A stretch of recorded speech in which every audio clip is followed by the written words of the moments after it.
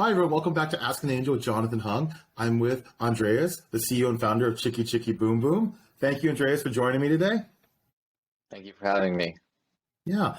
So let's dig into it. Let's talk about Chiki Chiki Boom Boom. When was it started and what is the company?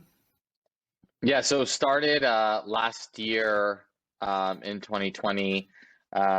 It is basically an organic plant-based punch that's driven by sustainability and regeneration. The punch itself is made of botanicals, mountain alkaline water, panela, sugar, and fruits.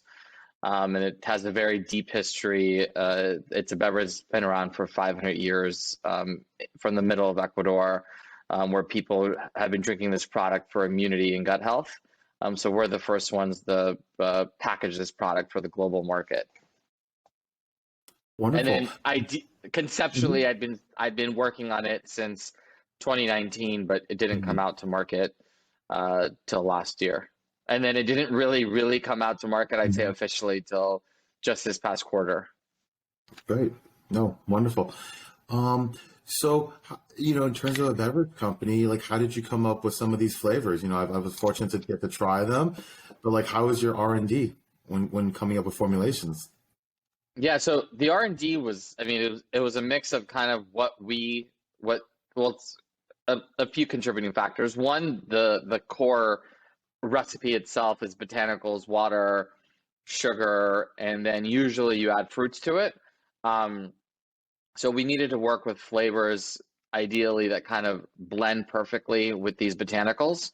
And then for every flavor, in theory, we like change the grades of the botanicals.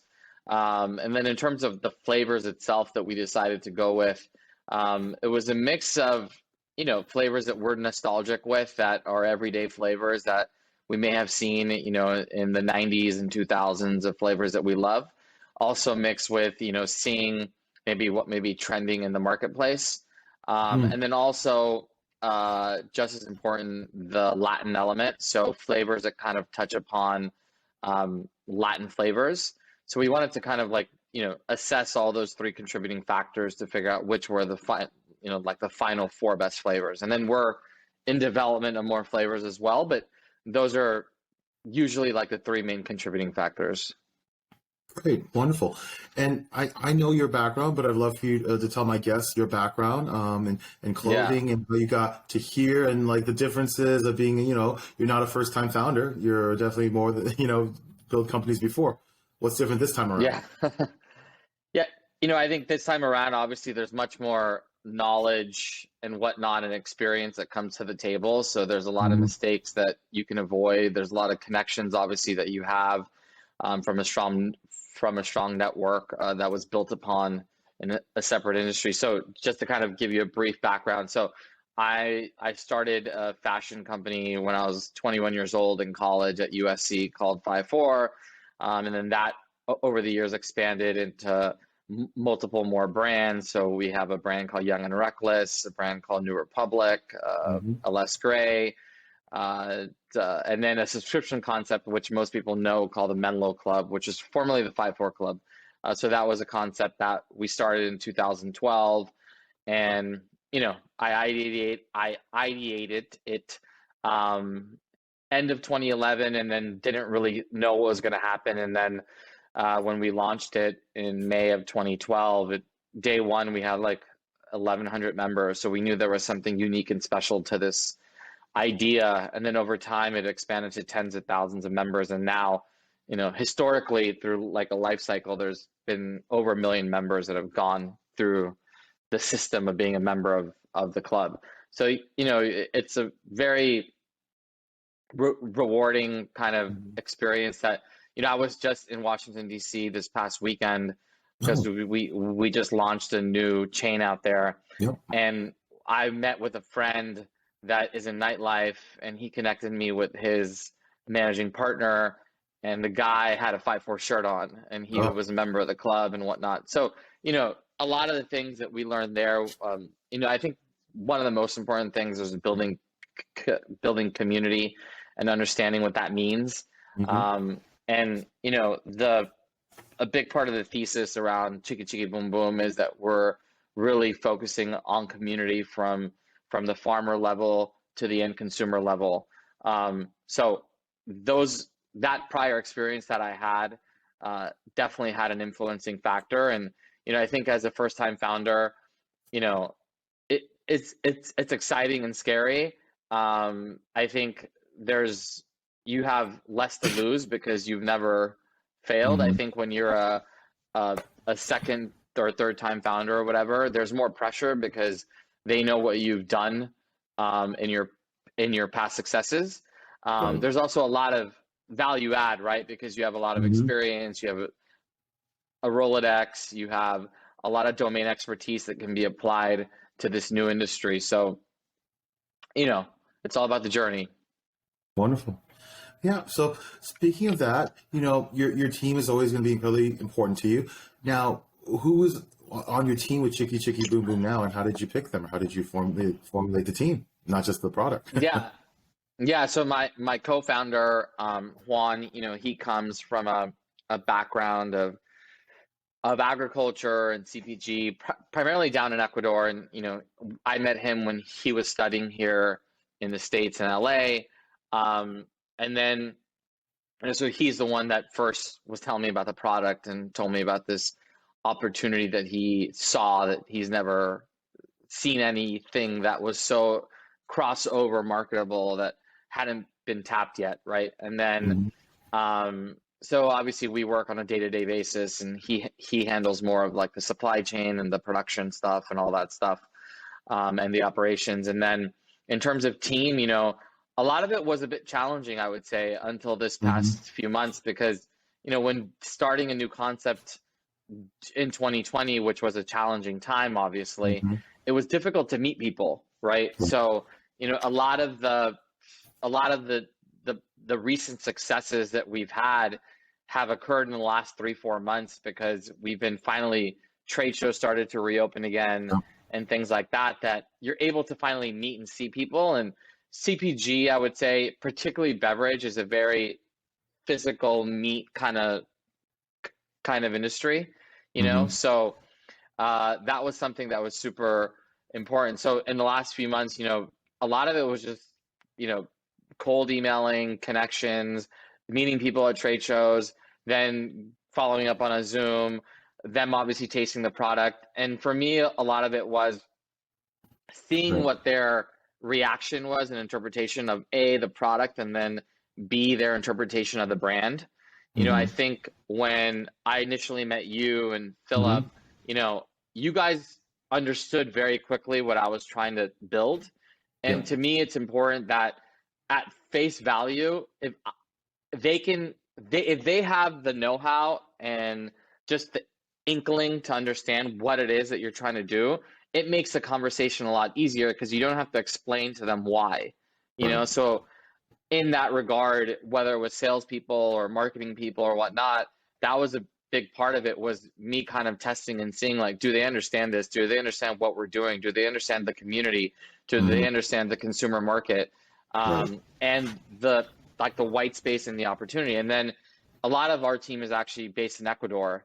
So we do a lot of the operations down there. We also do the marketing and all that stuff there too, because now we're living like a digital age. I would say for beverage, sales obviously is important to be in the States and to be on the ground, but a lot of these things can be done from a virtual perspective, at least like digital marketing, right? So, when interviewing the team abroad, a lot of it too was them understanding kind of American culture, them understanding, like, obviously they're going to understand Latin culture because they're Latin, but them understanding kind of the differences and the nuances of what goes on here, and them them also believing in the same values, like, of what a food and beverage company should be from a health and wellness perspective, from a sustainability perspective, from a social impact perspective. So it's important that everyone is aligned. And that to me is really important, because when you're trying to build a company from scratch, you're working 12, 14, 16, 18-hour days, where the end is very far, right? The end is not near. So, like, you have to have people that really believe in the same vision as you believe, because then they're going to want to work the extra mile and give it 10, 12, 14-hour day, because they believe in the same things that you believe in. Yeah, no, wonderful. And then adding on that, like, what do you think you're doing that your competitors are getting wrong or just missing from their products? And so I think first and foremost, like back to the idea of community, I think a lot of products I see out on the marketplace, they're just products, they're not brands. And I think coming from fashion, we understand that because we sell the thing you probably need the least, right? Is clothes and more clothes, right? Beverages and food, you need to drink and eat stuff every day. You don't need to drink a particular thing every day. You probably need to just drink water and plants basically every day. But like, we're marketing to you to consume our product for our functional reasons and, also for the emotional reasons. So, I think that one is the community and one understanding that we're building a product that is a vessel for the community, to promote sustainability, health, wellness, culture, social impact, regeneration, et cetera, et cetera. A lot of other products that I see in the space don't have those tent poles built into their business. If they do, it may just be marketing kind of strategies. We speak authentic to everything. And it's built into our core narrative, all the way from supply chain to branding to our name to our flavors to everything that we do. So from the top to the bottom, from the bottom to the top, we want to be a company that's fluid and preaching this brand narrative that's consistent. So I think from a brand perspective, that's one thing. From a product perspective, I'd say it's a lot of products have the same attributes, but it's light, it's refreshing, it has a very natural aftertaste that a lot of times in the low sugar, low calorie space, you don't necessarily find. I particularly don't like certain aftertastes that, you taste the product at first and it's great, but maybe 20, 30 minutes afterwards, there's still that lingering aftertaste, right? Because of the ingredient that's used to create the sweetness in the beverage. So I think that that's one thing that, from an aftertaste perspective, it's a very natural tasting product, which then lends itself to be a very gulpable product, which lends itself to consumers wanting to consume multiple beverages of this per day. So I think from a product perspective, that's it. And there's not a lot of companies that are low sugar, low calorie, certified organic, minority owned, and sustainably driven. So they may have 3 or 4 of those 5 elements, but having 5 of the 5, I'm sure there's some out there, but it's very few and far between. So I think we're touching upon a lot of things as well that are, that people are looking for in consumer products today. Right. No, great. And I'd love to ask you this question because of your experience with direct consumer sales. How do you feel different now with a beverage company? Have you decided to go first D2C and then go to retail, or are you trying to go omni-channel? Like, how is your strategy when you want to get Chiki Chiki in the hands of consumers? Yeah, so I think, I sell today a glass product. So shipping glass, unless you're a very high price point item, it's not necessarily the most economical thing, just because the FedEx ground shipping or UPS ground shipping alone is fairly expensive. I spent, my last 10 years building products that are more direct to consumer. I'd say that this is probably the opposite. And there's obviously cases of companies that have succeeded as a beverage company first online. I think when you're selling the product that we're selling, because it's a plant-based punch, people may wonder what it is. It's not like we're selling like a water where people have the expectation of taste already. A water is a water. Sure, there's functional elements to it, so they have the understanding of what it's going to taste. So we've, during 2020, we first went out thinking, let's do omni-channel. And then I realized it may be a little bit challenging, but we're actually moving to a recycled plastic bottle, 100% recycled plastic bottle for next year, and also sugarcane based cap. So we're going to be making a more aggressive approach on the online channel next in 22. In terms of how we view it today, it's more of a marketing and awareness channel where people can, obviously there's been a lot of people that have emailed us and discover the product offline and then buy it online. for replenishment and all that stuff. But, you know, for what our strategy is, we're going retail first, and that is the priority. Great. Wonderful. And obviously we use online for marketing, you know, of course, from social media and all that stuff. Yeah. Wonderful. Let's switch gears and talk about funding and fundraising. You know, it's always a concern. It's not everyone's favorite topic, you know, as an entrepreneur, but it's something that has to be done. So I'd love for you to share, like, how have you found your investors? First it was like friends. So, you know, it was friends and family, and just talking to people.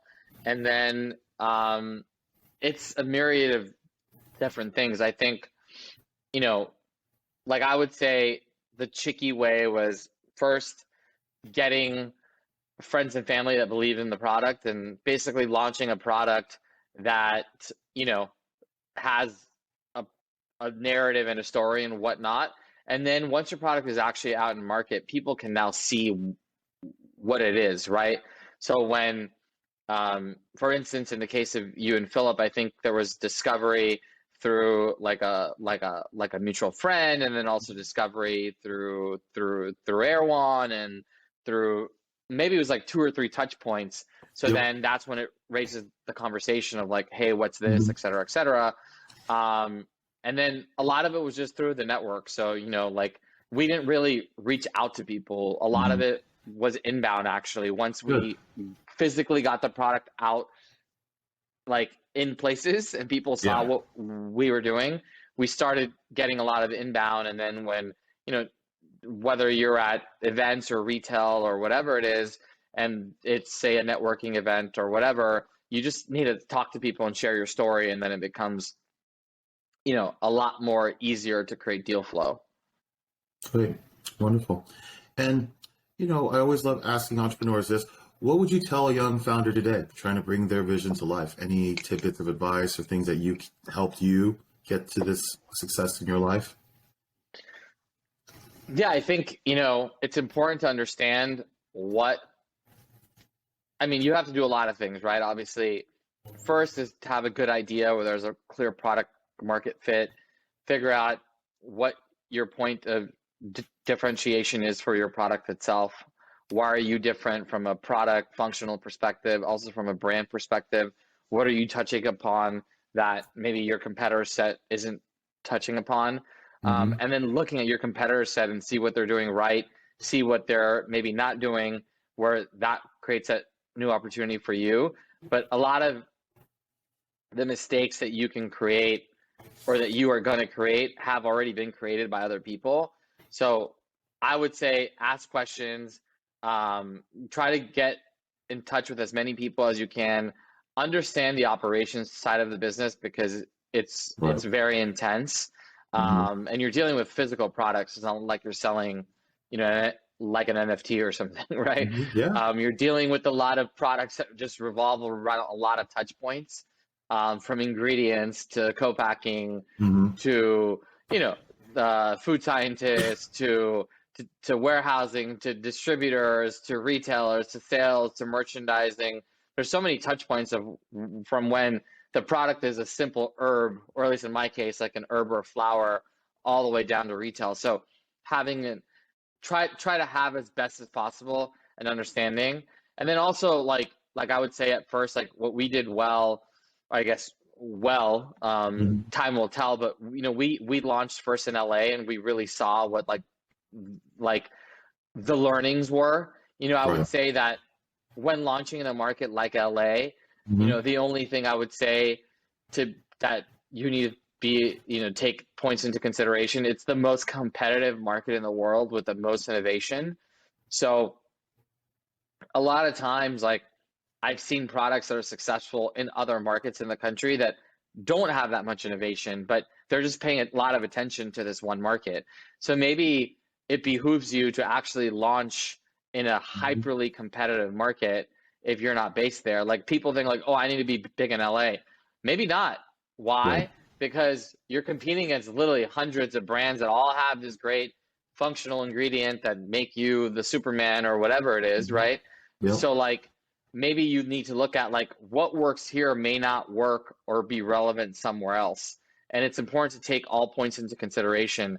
What one retailer determines as necessary requirements may not be the case for all retailers. So it's really important to have an understanding of like, where do you want your end product to be? Is it specialty channel, Right. organic, da da da, or is it going to be like conventional channel with a mix of also natural? Okay, so then your requirements for fulfilling the needs and the requirements for those buyers are two very different, and those consumers as well.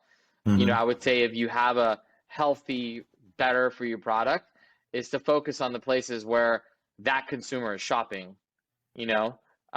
And a lot of times you have to be able to communicate and market what your product is in a very simplistic manner. So your packaging is hyper critical because you get a split second for consumers to be able to pay attention to your product at retail. So you have to have whatever your like three main call outs are, right? For us, it's sugar, calorie, and function, right? So then we have like sub things, right? Like certifications and classifications and categorizations and all that stuff. So the hierarchy of how you decide to put your communication is critical in the early stages. Got it. Wonderful. And so, Andres, I mean, for this new company, Chiki Chiki Boom Boom, like, what do you think is your biggest learning experience to date? Like, what would you have done differently? Well, look, I think the biggest challenge is when launching a very physical product like a glass beverage in 2020, you just didn't have a lot of opportunity to like go out to places, right? And meet people. So to me, that was the biggest challenge. Was sure 2020 was good in the sense that like you got a lot of time to think, right? But there's nothing like the good old like meet and see and go out to stores, right? Like I just was in Washington D.C. because we just launched all doors at Mom's Organic Market. They are like the leading grocery chain in that region. And you know, like I went to like 9 or 10 stores and I talked to employees, told them the story, heard what they asked for, because those things help to influence what your communication is, what your packaging is, what your social media marketing is like, you know. So you know, to me is like going out and talking to consumers. Like I've done surveys as well. So like giving it say to 50 people and then send them like a Google form, which is obviously free. Ask them the questions that may be confusing to you or that you need some more clarity on, right? Like when you taste the product, what are the 3 adjectives that come out to you first? For us, it was very clear. Like there were 4 or 5 words that were just so consistent that like that actually influenced our slogans, because it was like, okay, out of 50 people, 35, 40 people are kind of saying the same 3 words over and over again. All right, this needs to be part of our DNA, you know? And it's not until you get out and market and you start like just get out there and, you know, talking and seeing and tasting and all that stuff, that's important, you know? Got it. No, wonderful. So I'd love to ask this question as well, Andres. So like, you know, as a founder, are there any books or publication or podcasts that you would urge your team or other entrepreneurs to read or follow? Like what motivates you, what inspires you?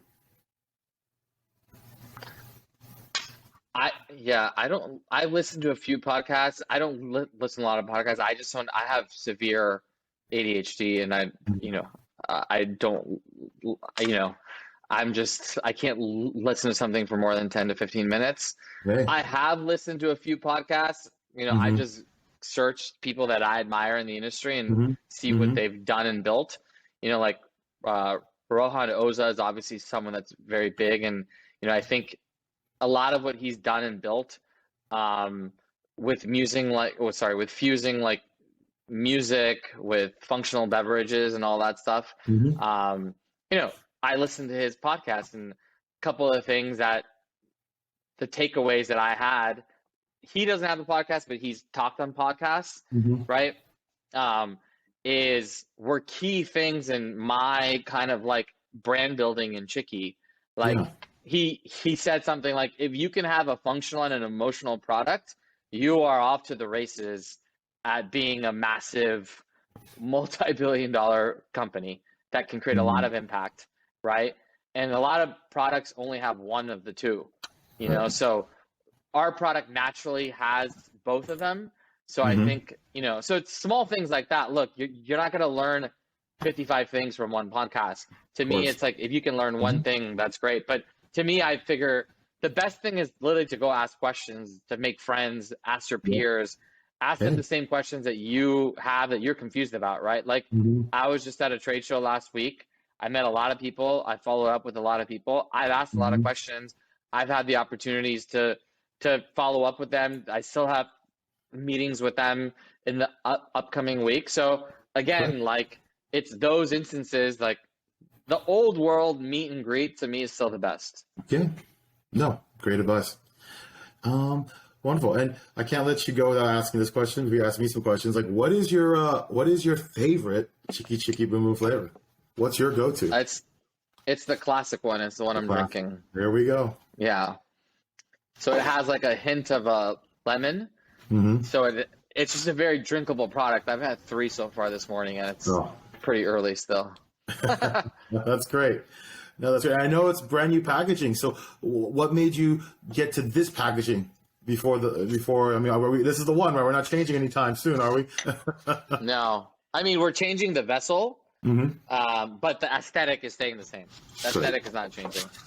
What made it change it? I think it was, again, just trial and error. And for us, we really wanted to create like a design language. So our language is built around this concept of like Latin Bauhaus.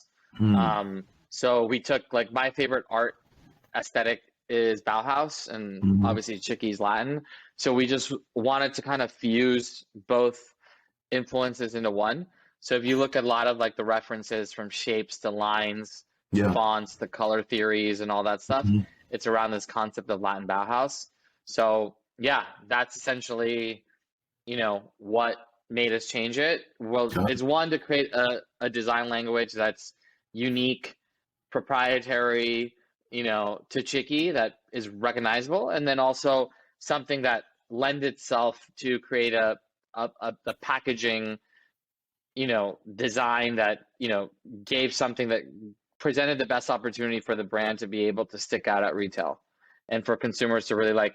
And one thing, you know, since you have a fashion background, like I always thought, like, you know, like girls obviously carry like purses. Well, now men carry their merces. You know? It's like, can you create something that is like in vogue to carry with you, right? So like a lot of people, when you look at Chiki, like they just like carrying it because it just looks cool, and it creates a point of conversation. Like, what's that?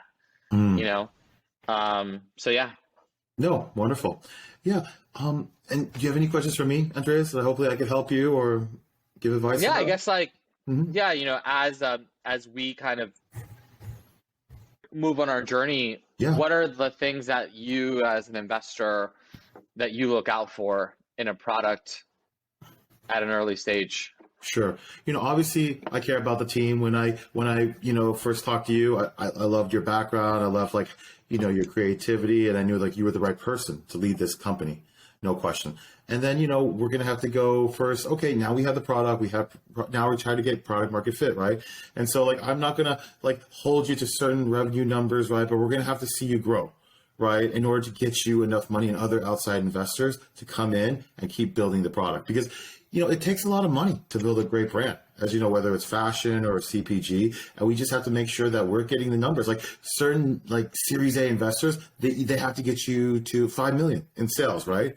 I mean, for me, it's like, listen, I want to see how you do year one, because we're getting out there. And then after year one, listen, we got to try to triple, you know, in year 2, and then triple again in year 3, and maybe double and double to get that velocity, to get you in a hockey stick way, because that way you're definitely considered a player in the game. And like, we don't know if you're going to get acquired. We don't know if you want to just take this to another level, right? I mean, you could be the next Coca-Cola in for Latin.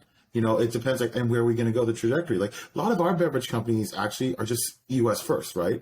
I mean, here, based in, you know, very coastal at first, and they go more inland. The question is now is like, well, maybe we should sell you abroad, right? We'll have to see like what makes sense for your product in your market.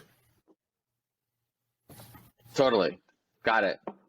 Wonderful. So, please, Andres, please tell us where we can get in touch of you, or where we can find Chiki Chiki. Yeah, so depending where you live, we're in LA. You can go to all the Air Ones, it's there. And also in Q1, it's going to be activated in about 150 to 200 stores. So mainly SoCal. And then on the East Coast, we are in New York and Brooklyn. In a lot of, so we're about 150 to 200 stores there. What are like the key stores out there in Manhattan, whether it's Fairway, Mulberry Market, Wholesome Market in Brooklyn. Those are like the kind of like a couple of the leading grocery chains in terms of organic and all that stuff. And then in DC, Maryland area, Virginia, in the Mom's Organic markets. And then we're also in Chicago in Pete's Fresh markets, and about 15 to 20 other smaller stores. So it's in about 40 to 50 stores also in Chicago. Great. And we also can find you on the website, drinkchiki.com. And obviously drinkchiki.com. Yeah. Great. Well, hey, looks like you ran out of chicken. And then there's a lot of there's a lot of big activations between end of Q1 and Q2 that I can't say out yet, but it'll be in about 1,000 more stores by May. Oh, that's what I like to hear. Beyond what I just said. Yeah. Wonderful. Hey, that's great news. Well, thank you so much, Andreas. You're out of Chiki and we're out of time. So perfect. Stay Chiki and keep booming. That's right. Thanks a lot, Bye, Andreas. brother. Thank you, man.